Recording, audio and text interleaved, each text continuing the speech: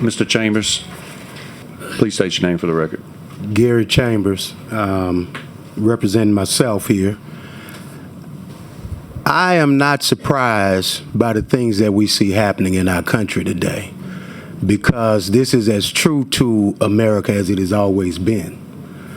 I was born in 1985. I'm 40 years old. A lot of times when we talk about this history, we like to go back to the 1960s, the 1800s.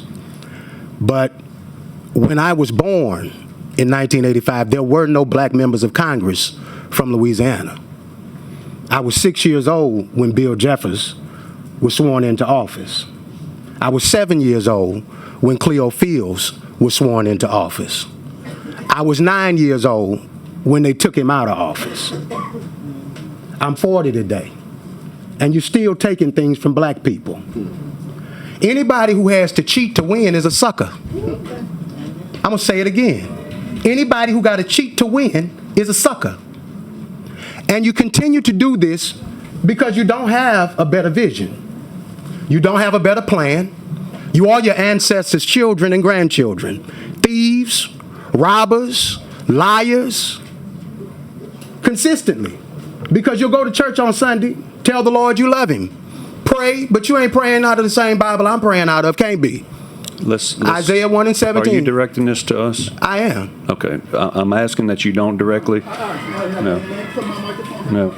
No. I'm asking that we don't be called names. I'm asking. I didn't call you a name. What did I call you? Liars. Do you lie? All men lie. The Bible says that. Mr. Chairman. Senator Carter, briefly. Mr. Chairman, this is public comment. The First Amendment allows freedom of speech and expression 100% without limitation. Mr. Chambers, put on the record your full comments, and if you see thievery, I want you to call it out. If you see something else, I want you to call it out. As your First Amendment protection is going to be protected in this building. I'm not going to be called names. I'm not going to be called names. All right. And what we will do is stay on the four corners of these bills. The maps. Mr. Chambers. If you are taking something from black people, which means we have congressional representation, am I going to be allowed to speak? Yes. Your mic is on. Okay. If you are taking seats from black people, which we are entitled to by the Constitution of this country, then you are a thief, in my opinion. And I'm entitled to that opinion. I will not be and called any a thief. senator, if you're offended by it, that's on you, not me. Right.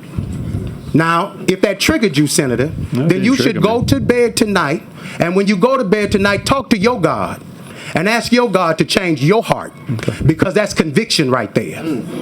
Conviction. That's what it was. It did something in your soul. It made you feel something. And that's what happened when black men show up. Yes, sir. When black men with courage, conviction, and righteousness show up, it triggers something in you. And you feel a way about it. So you try to limit us, you try to steal from us, and you think that we don't understand it. Every one of the black men we put up before you stand head and shoulders above every one of you on this committee. And you know it. And it does something in you that makes you feel inferior. So then you come with these white supremacist tactics because you have the numbers, but you don't have the courage. Because if you were really visionary leaders, you'd run against these black men with fair maps, and you get your asses whooped. Louisiana is 33% black. 33% black. We have earned, we are due 2 congressional seats. Now, if you take them from us, just know there will be a day in this state when we organize, strategize, and mobilize to take something from you. It's coming. And when you lose your House seat because you decided to be Jeff's boy, when you lose your Senate seat because you decided to be Trump's minion, remember today. Remember the people that came from your state, that you looked in their faces, that you act like what they said didn't matter to you. Because something somebody said thousands of miles away, who don't really care about any of you on this committee, to be honest. Nobody in that conservative party in D.C. cares about any of you on this city committee other than the fact that you have the ability to take something away from black people. And if you were anything like what America should be, you'd find some courage. I don't know where y'all get it from, but you'd find some courage. You could talk to some of your black colleagues. They could tell you where the well is. But if you find that courage, history will record you differently. Now, you may not care what history records you as. Bull Connor didn't when he was running either. Neither did George Wallace when he was the governor of Alabama. But 60 years later, nobody thinks George Wallace was a good white man. And nobody will think that you were good white men.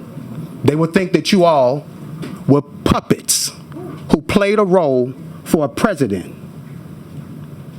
and got nothing out of it but thievery.